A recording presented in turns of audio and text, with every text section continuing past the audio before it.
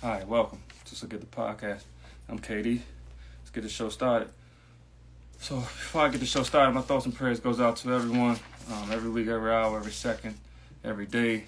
It's a tragedy that's taking place in the world today. And just we got to take care of one another. So I'm going to start off with the show with an incident in Washington, D.C., because this is an unusual incident that was taking place. Alleged. A young man, this happened, I believe, uptown, Northeast Clay Street, a youth home. It was a male that came to the home dressed as was impersonating an officer. Had the gun, has the whole uniform, has the badge, had ski mask face so you couldn't really see his face, had paperwork, from what I heard, that the paperwork was for the particular person that he was alleged looking for. He was allowed to enter the home. He was allowed to go upstairs and, to talk to the individual person, I guess. And he just opened fire. I believe 2 people were shot. The young man at the youth home was still alive, in critical condition in the hospital or whatnot. The person walked out like nothing happened. And then it was said to call authority to come help to assist the victim that was shot. They were scared to do that. I mean, I would have too as well. But at the end, this individual was on the loose for quite some time, maybe a few weeks, and was going around robbing, gas stations and 7-Eleven. He was seen in the drive-through. I believe it was McDonald's window with a gun, not with the ski mask. He just had a regular mask on, and you could kind of get a better understanding of his face recognition. So it took weeks for them to get this individual. So alleged it's a young man as well, teenager. Not sure exactly. He's not 18. This person that they captured had a job, took a selfie, and it was alleged that someone of informant informed the authorities where he worked at, and they just captured him from there. I'm saying that to say this. Got to be careful every day you go out the door for whatever reason you leave in your household or your kingdom to provide for yourself or to just take a walk. It doesn't really matter. It seems like no one is safe. Something like this for the youth to dress up and impersonate an officer just to allege kill someone, try to kill someone, shoot someone. It's like it's too much going on. So at the end, you gotta excuse me. This is a gift. Don't worry about that. Let me see. Sorry. So I'm not sure what's going to take place or what's going on, what they're going to do with this young man.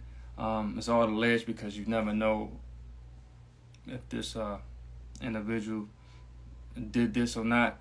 But my thoughts and prayers goes out to everyone that's fighting for their life right now. So to start off with today, it's a lot that's on my radar, but it's a few things I just want to bring to you all's attention.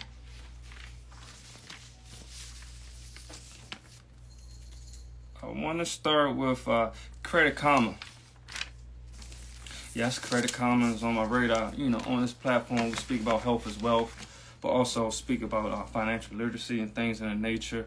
I just highlight what needs to be highlighted, and I look forward to people doing their own research and their homework to inform themselves.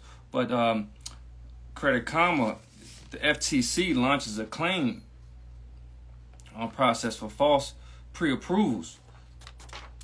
The FTC announced today,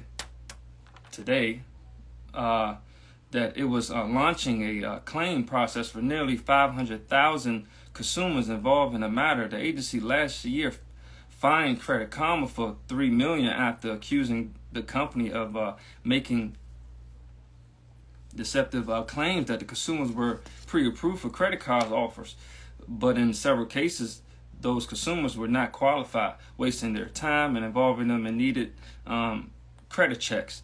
The agency received nearly 900 more such complaints.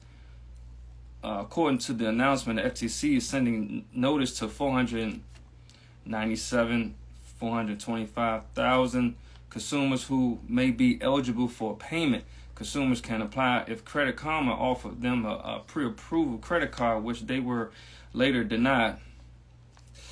The FTC has accused Credit Karma of using dark patterns to misrepresent the pre-approval offers. The term dark pattern refers to a design element that caused false beliefs, conceal key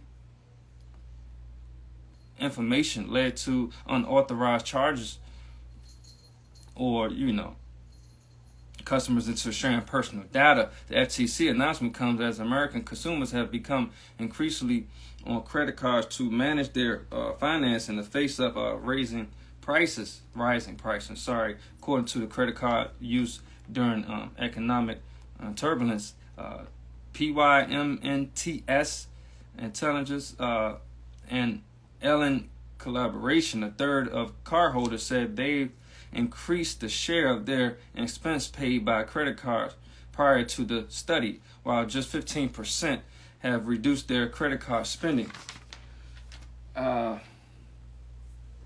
another entity that's in corporate America that have been, of course, it's a little bit more, but I want you all to look into it. But Credit Karma, of course, denied any wrongdoing, but they settled though.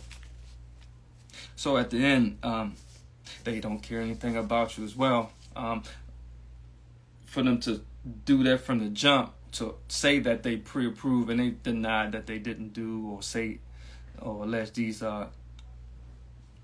allegations that was against them, that they were just only trying to help the people. Okay, how about doing the right thing from the beginning? How hard is that? But the business, supply and demand. And people are just trying to get their credit and check on their credit and their score and try to make things happen, not only for themselves, but the people that they care about. Or they just want to go in business for themselves. So people got to be mindful of who you're giving your money to help you clear the path or the runway, for lack of term, to where you want to go. And it seems like these individual entities are seem like they're trying to prevent you from going where you want to go. So moving forward, next on my radar,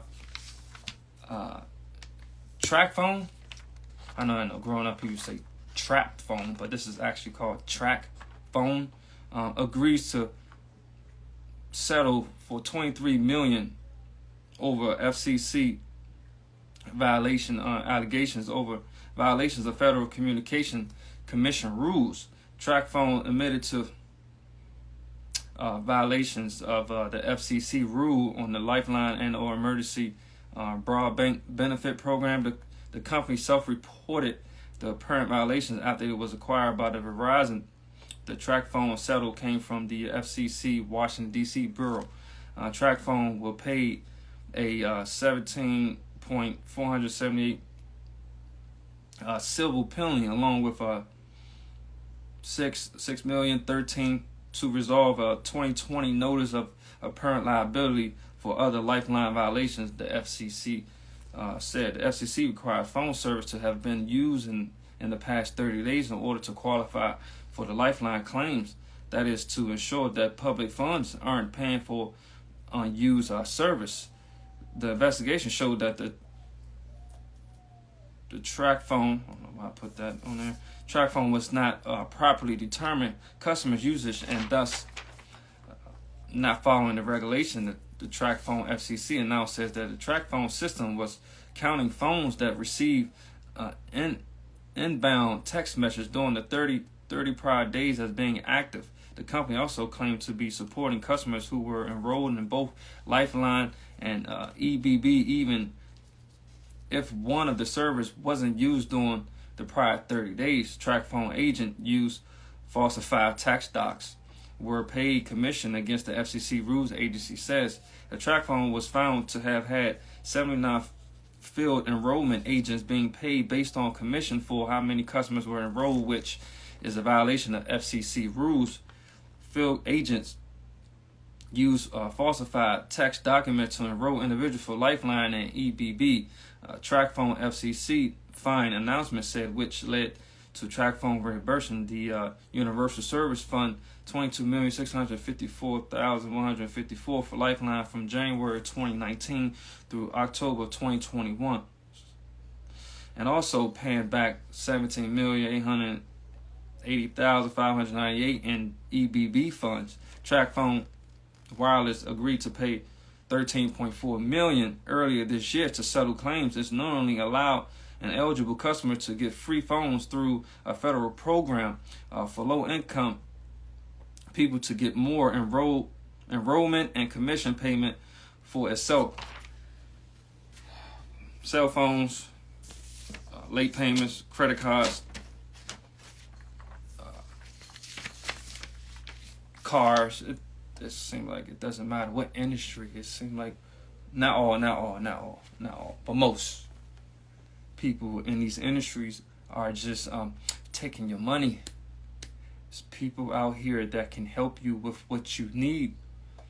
Doesn't matter what you need. They aren't the only entity in the world, corporate America, that can provide a service or a product. I ask people to do their homework, not only just with who you give your money to, just financial literacy, and hopefully that you're not paying the wrong people. Okay, so moving forward, staying on the phones, I guess I'm going to keep going with the phones. Phone records. Yeah, I know. They are on my radar. Local residents' phone records potentially accessed by government surveillance program reveals. Shane Wyden, I believe that the U.S. Senate, Ron Wyden, has revealed details about a government surveillance program data service, DAS. The program, active for over a decade, enabled federal, state, and local law enforcement agencies to access and analyze phone records of Americans, even those not suspected of any crime. Wyden discloses information in a letter to the Department of Justice, DOJ, on November 26th of 2023, questioning the programs previously known as the DAS work in collaboration with the AT&T and the Telegram Company collects and analyze U.S. calls records for various law enforcement agencies, from local policy to use custom office and postal inspectors. The program employs a method called chain analysis, which targets not only those direct in contact with a criminal suspect, but also their contact. A White House memo reviewed by Wired reveals that the White House has allocated over $6 million to DAS. The funding enables the program to target any calls made using AT&T infrastructure, which covers the entire United States. Excuse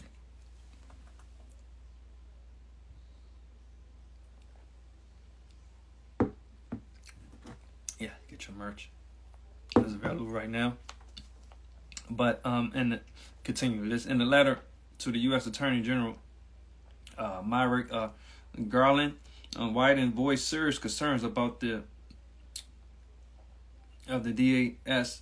He mentioned that the information he received classified as a sensitive but unclassified by the U.S. government could potentially upset many Americans and Congress members.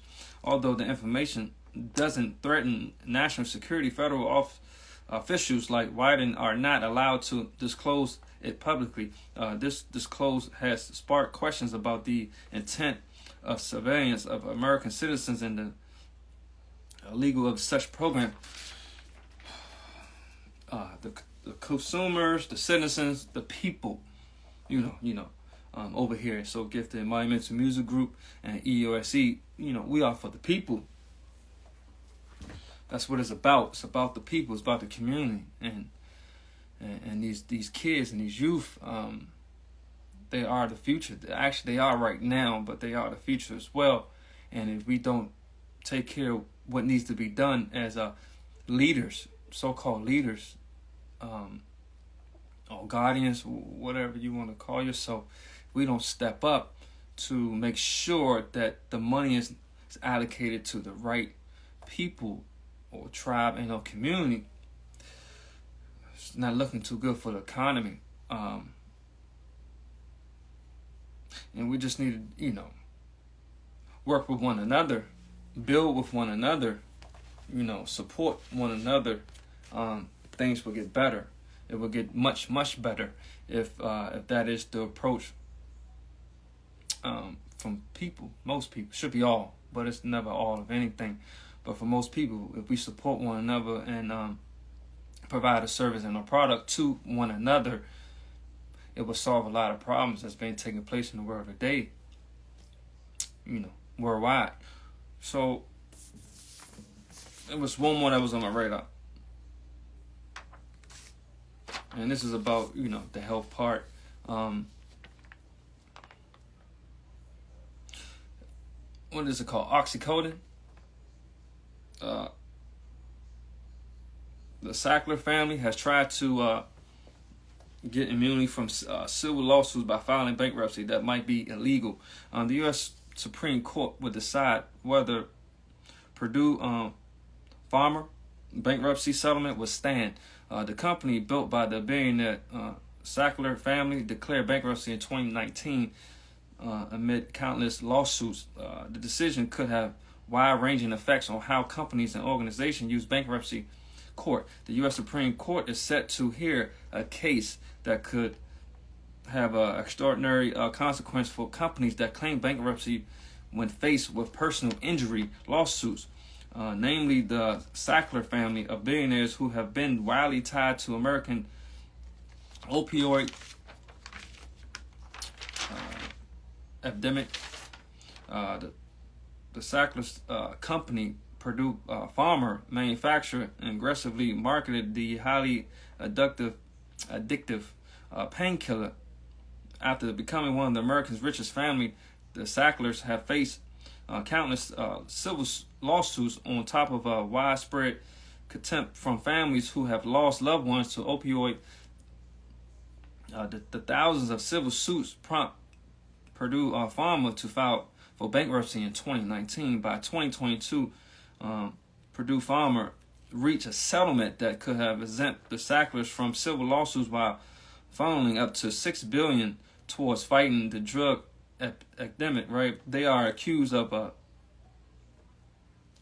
just being accused. It's just unfortunate because the case could have wide-ranging impact on whether companies can continue to declare bankruptcy, like I stated, to dodge more severe financial consequences. The legal expert says companies are more often relying on bankruptcy cover their civil court to settle claims. The New York Times reported opponents of the practice say it robs regular people of their day in civil court.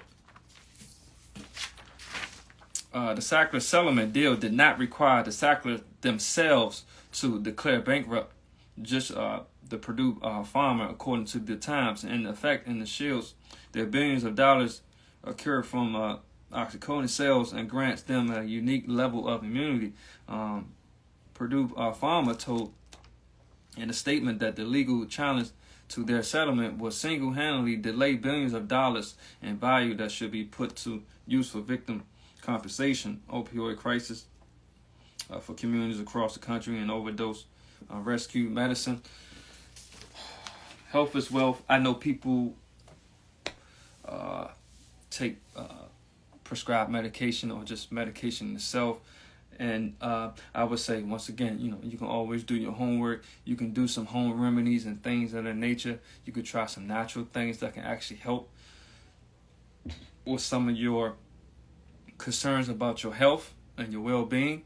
And I know if most people do not know where to go or what to look up to actually help them, once again, there are people out here that can assist you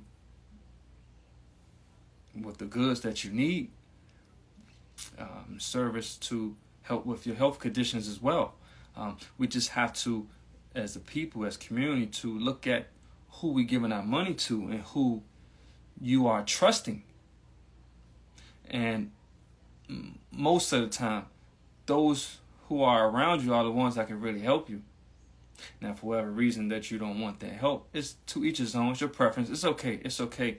But at the end of the day, if you're going to keep giving your money to people that care nothing about you, and they can keep giving you food, medicine, taking your money, overcharge, late payments, all these different things from the hard-paying working class people in this world, we have to do something better. So I would like for everyone to take time out. I know people are busy. People have things to do, have loved ones they want to take care of, take them to school, get up, go to work, whatever the case may be. I would like people to do some research on homework, at least an hour or two. Just research. Just look up stuff about what's taking place in the world today. And I promise you, you will be amazed what you find. Hi, I'm Katie. This is So Get the Podcast. See you later.